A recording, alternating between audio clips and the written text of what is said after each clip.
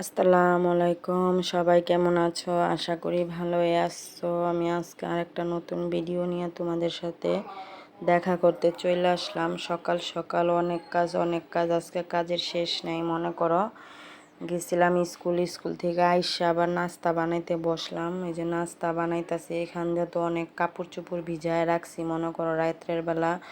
আর বুয়ারও তো মনে করো এখন বড় লোক হয়ে গেছে, মেহমান হেরা বেড়াইতে গেছে। আর আমরা ঘরের চাকরা নিয়ে আমাদের কোনো ঘোরা নাই, বেড়ার নাই, সারা জীবন কাজকর্ম করতেই হইব। এখানে বুটে এই যে খেসারি ডাল সিদ্ধ দিছিলাম, মুগ ডাল সিদ্ধ দিছিলাম, ওইটা দিয়া মাংস দিয়ে আর কি ঝুরা করে একটু, যাতে রুটি দেখাইতে মজা লাগে এইভাবে আর কি ওটা বাগার দিব, এই জন্য ওটা সিদ্ধ বসায় দিছি। আর এখানে ভাজি করছি টমেটো দিয়ে আলু দিয়া।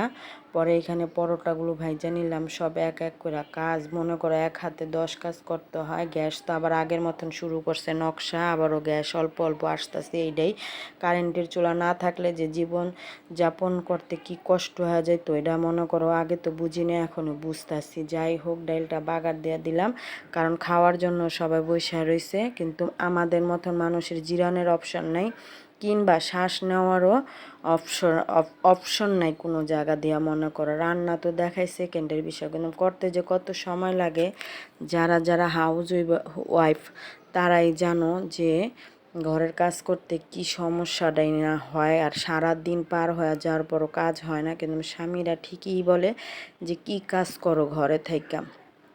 পরে ওইখানে তো মনে করো 2 বালতি কাপড় অলরেডি ভিজায় থুইছি, কারণ আমি আবার প্রতিদিন কাপড় একবারে ধুই না, একটু কয়দিন পর পর, মানে বেশি হইলেই ধুই। ধোয়ার কথা ছিল না, ছিল বুয়া আসবো বলছিল, কিন্তু সে তো বললাম না, তারা হইলো মেহমান আর আমরা হইছি বুয়া, এরকম অবস্থা হয়ে গেছে। এখানে আবার মনে করো করল্লাটাও বসাই দিলাম একসাথে ভাজি কইরা, করল্লাও ভাজি করে নিছি। এর মধ্যে তো আরও অনেক কাজ করে ফেলাইছি, যে দেখো সব কাপড় চুপড় ধোয়া হয়ে গেছে গা, ঘর ঝাড়ু দেওয়া হয়ে গেছে গা।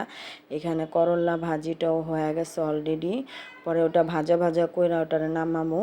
আর এইখানে মনে করো ওই যে মাংসটা মেরিনেট করে রাখছি, শুধু মানে চিকেনগুলো ওগুলিও মনে করো ভাজবো আজকে। এই তুরি, আল্লাহ হাফেজ।